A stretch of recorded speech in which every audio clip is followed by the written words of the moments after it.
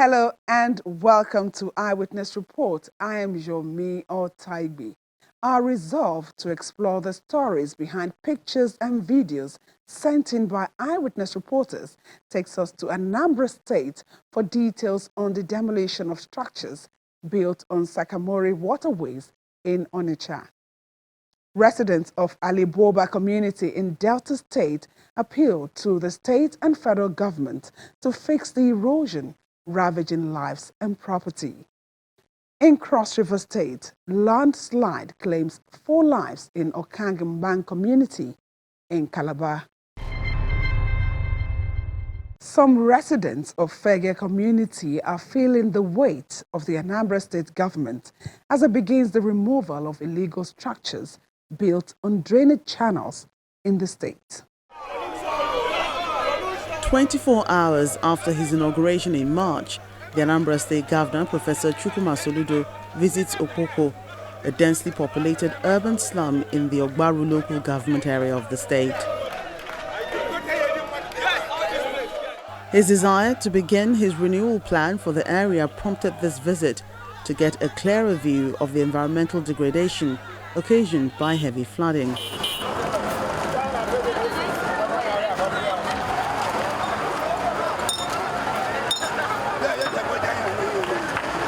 Heaps of refuse on major roads are not hidden from the governor's sight as he tours Okoko and neighboring communities. Residents who had for long overlooked their responsibilities begin to sweep inner roads and clear blocked drainage channels.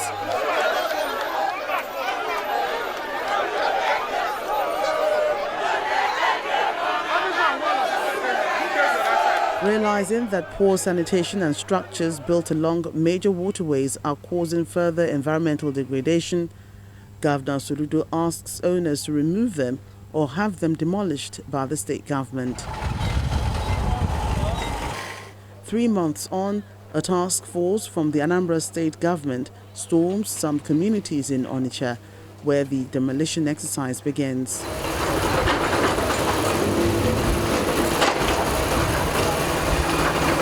Several structures, including houses and fences, are brought down to open up the waterways.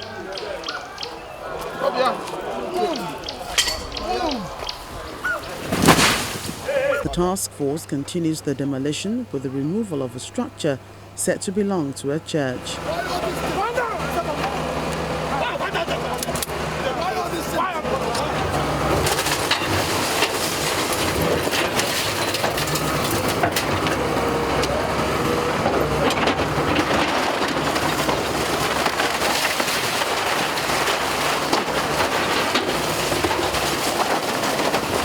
However, a mild drama plays out when the leader of the church attempts to halt the exercise.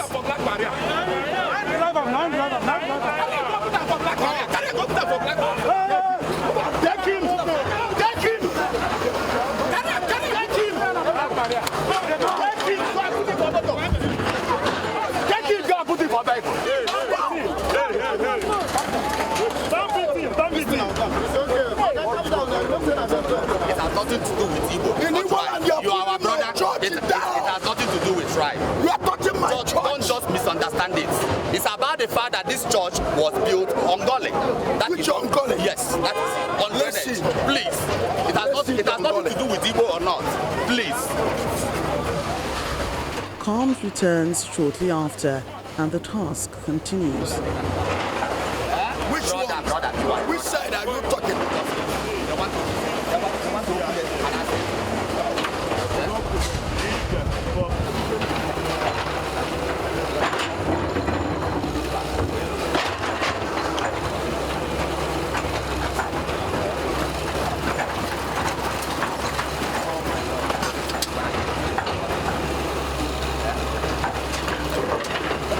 The move by the state government to bring sanity to the area and avoid disaster receives a nod from residents. We that are living in our area, we are experiencing much flood. Just some little rain, you will see flood everywhere. Your properties, you'll be taking your properties up, carrying like someone that is living at the ghetto. I believe it is like this that the former governments have been doing. I believe it not could be like this. We do appreciate it because the drainages are all blocked. Without demolishing this thing, there is no how you can dredge the drainage. So it's a good outcome. Almost all the buildings around here are submerged because the drainage were not flowing. So, but when the drainage that are dredged, then there's no how you can submerge the buildings that are around here. At St. Dominic Catholic Parish, Fege, structures obstructing the waterways are also brought down.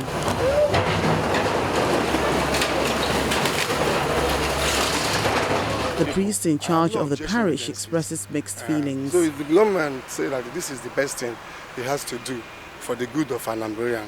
I'm in support of it. But I think there are many works to be done first before this one. Like removing the refuse dump all over the places. This thing should not be the first thing. The intention behind the state government's move is explained by the Commissioner for Information.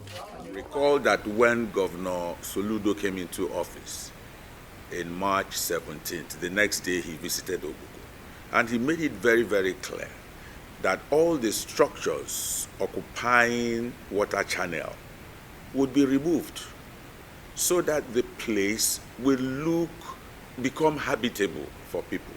Because when rainy season comes, when we have a lot of rain, these water channels that have been blocked make water to be diverted into people's homes. And this thing causes a lot of havoc. We've had cases of where children, are drowned, where houses are sunk, and all sorts of calamities in our states.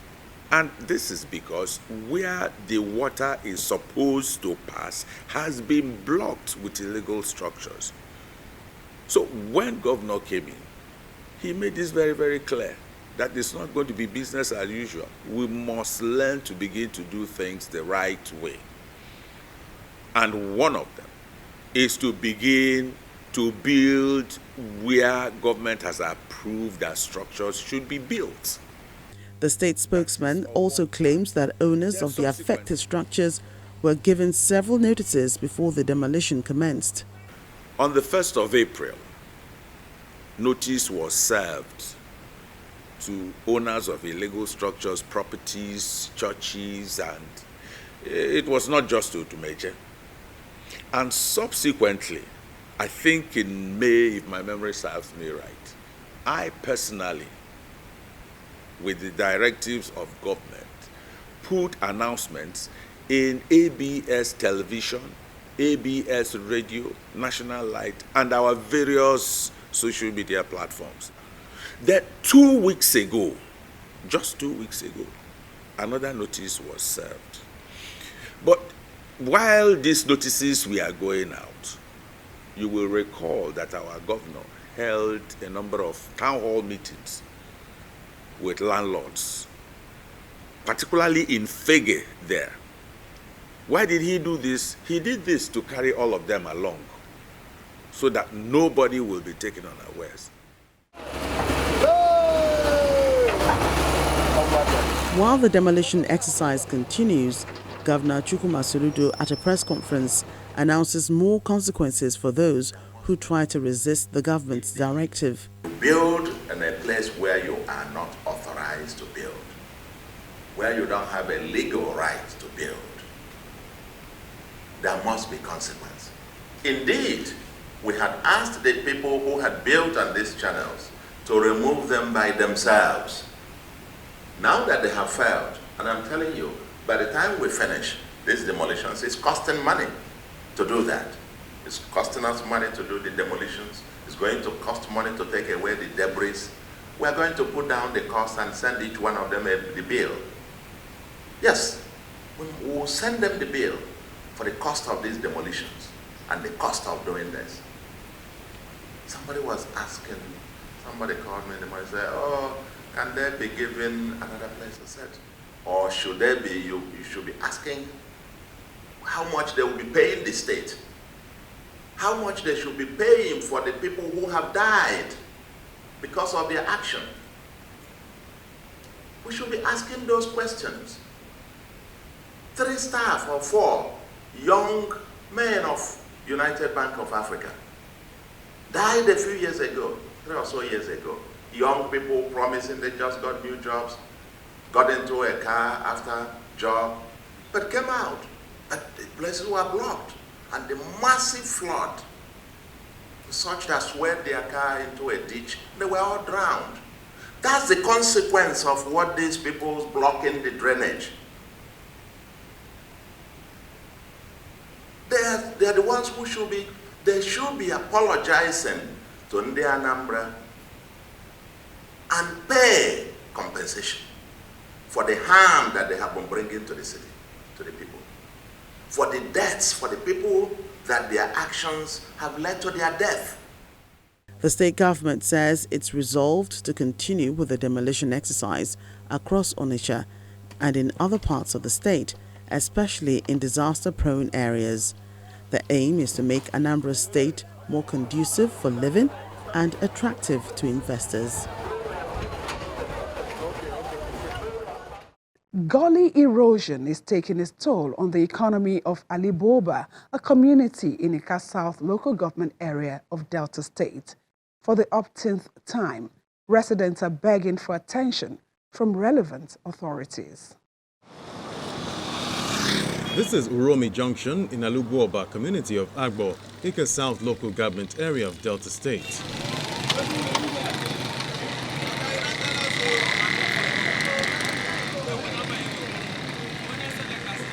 It is a commercial nerve center of Agbo, a transportation hub for travelers and the movement of goods from the southeast and south-south regions to Abuja and other parts of northern Nigeria.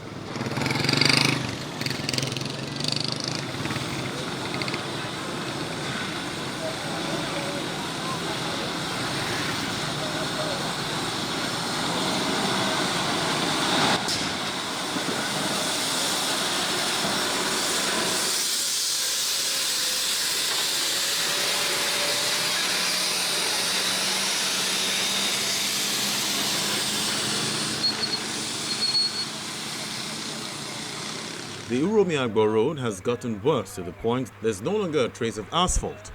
The gridlock at Uromi Junction is worsened by heavy-duty vehicles, especially when it rains.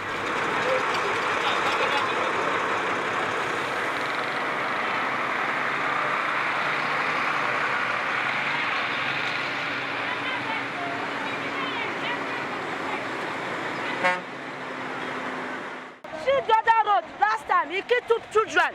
The same mother, 2 children, the same mother, the same father. Now this road that for die. Why can't help us do this road? What will the time for this road too much? Wanna help us, government, I beg. Would they beg? Because this road not good. This one a federal road. Now government, president, they don't go do it. They not do it for us.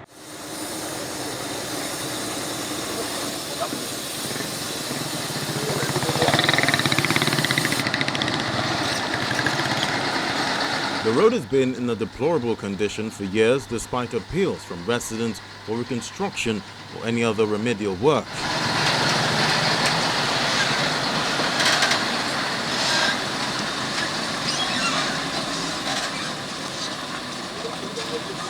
It's serious. For 3 days, there will be no movement here. 3 days. Everything will be stalled. You can see some of the vehicles. You can see them inside the pit. So many of them. You know, so it's just horrible. It's better seen than imagined. That's the situation. The road has created hardship to us. It has made many people in this area homeless. If you go to the road beside the technical school there, it's not motorable, motorcycle cannot pass, even leg. 2019, it killed 2 boys of the same parents. Gully erosion is another challenge in the area, begging for attention. Gullies turn to deep ravines with each rainfall, leading to loss of lives and properties.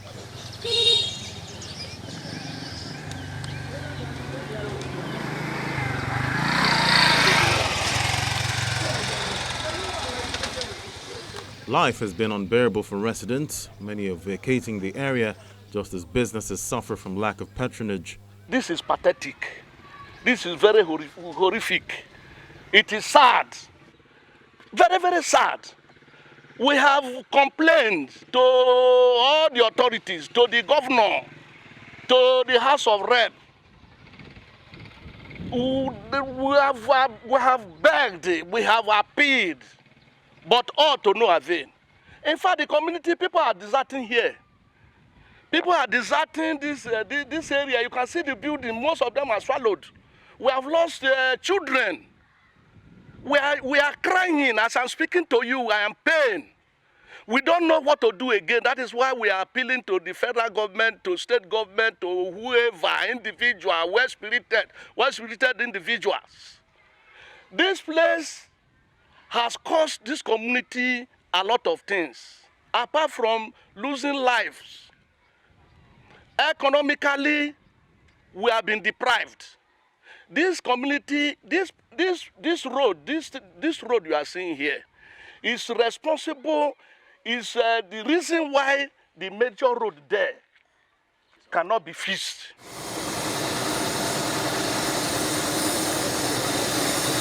The importance of good road network cannot be overemphasized, as development and growth depends largely on it.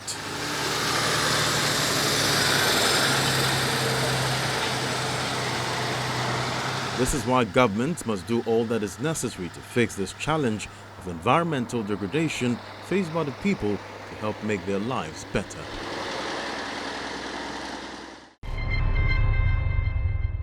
In Calabar, Cross River State, residents of Okangbank village are calling on the government to urgently come to their rescue following a landslide which claimed the lives of 4 children after heavy rains. This is Okangbank village off Nasarawa Road. It's an agrarian community on the outskirts of Calabar, the Cross River State capital. Access into the community is difficult, especially during the raining season, as residents struggle through this steep slope to their homes.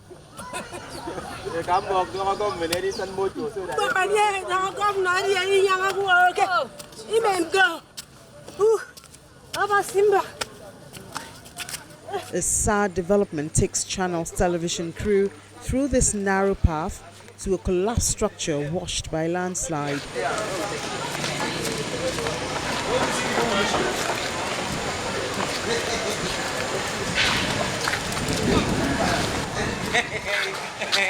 See, all of us were praying that we not own anything, or now we are both talking.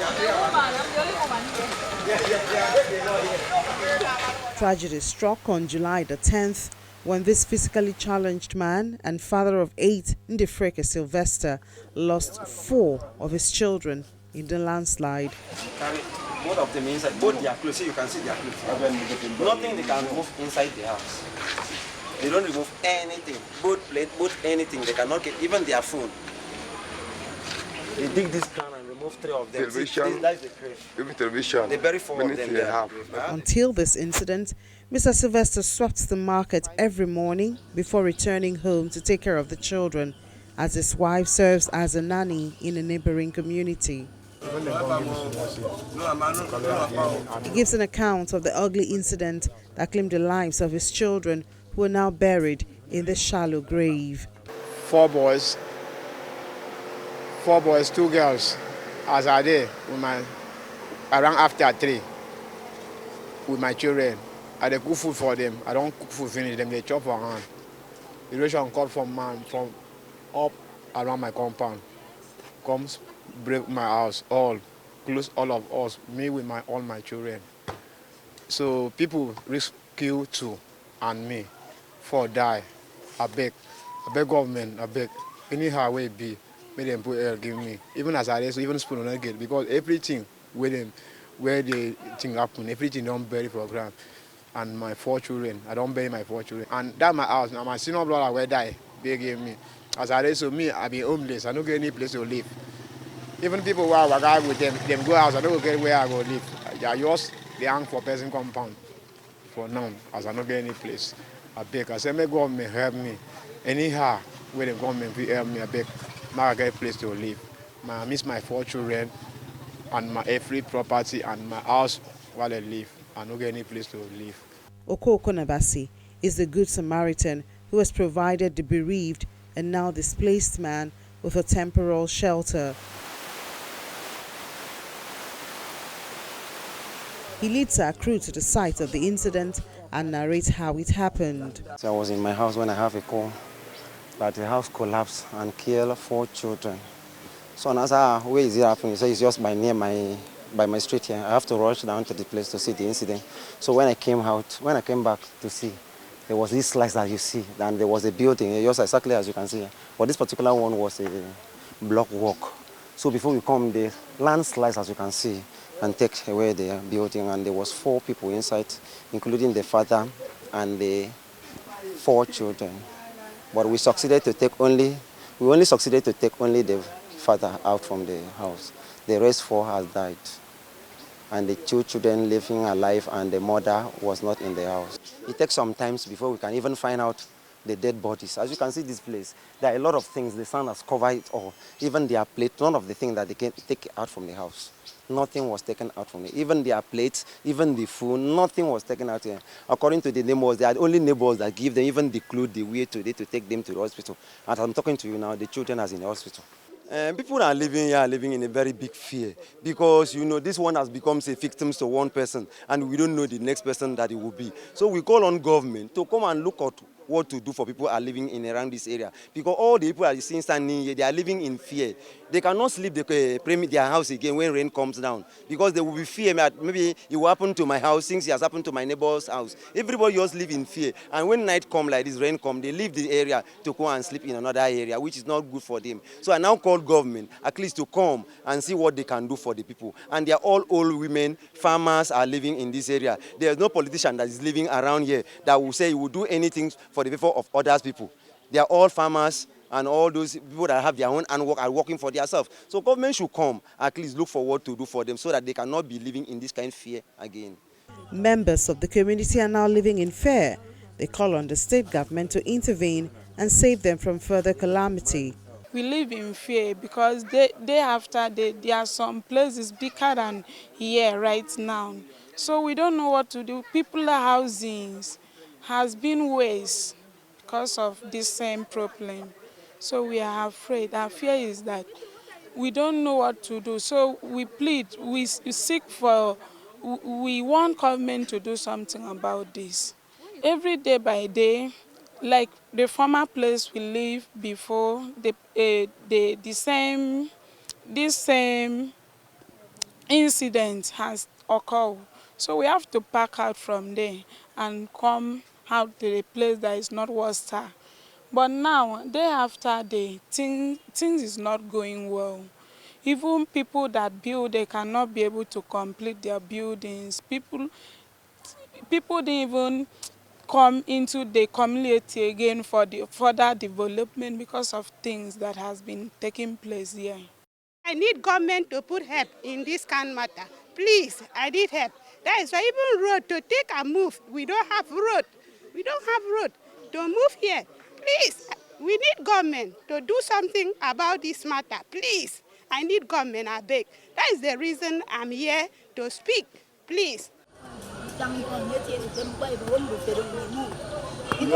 And the people are hoping that help as a matter of urgency would come their way and prevent a worse disaster from occurring in their community.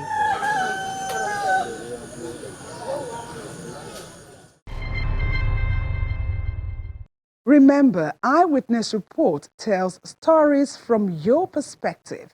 That means pictures and videos sent in by you are used to narrate how developments in your neighborhood are affecting you and other people's livelihood. So why not join the team? Use your mobile devices to capture activities around you and send them to us via the Eyewitness Report platform on Channel's mobile app. Now let's see some of the pictures and videos sent in by our Eyewitness reporters for the week.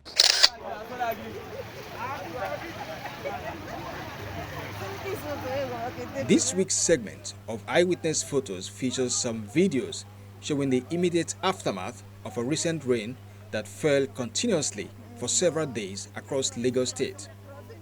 These videos were sent by eyewitnesses from different communities in Ikorodu. Can see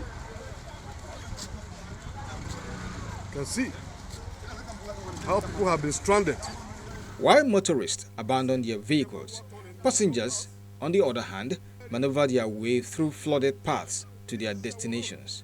Some of the areas that are often covered by flood whenever it rains include Agric, Ishawo, Odoafa, and Itilenla communities. Eyewitnesses claim that some residents usually abandon their homes to dry and safer areas when it rains. According to them, the construction of the Agric-Ishawo road, which is now allegedly abandoned, worsens the flood, as they continue to appeal to the Lagos State Governor to deploy the contractor of the project to site. In this picture, also from Lagos, a firefighting truck drives through a crowd to battle a fire outbreak in the Okobaba area of Ebutimeta in Lagos State. The Eyewitness reported that the Lagos State and the Federal Fire Services responded to the incident timely. Thank you for sending those pictures. That's it on this edition of the program. Let's meet same time next week. I'm Yomi Otaigbe.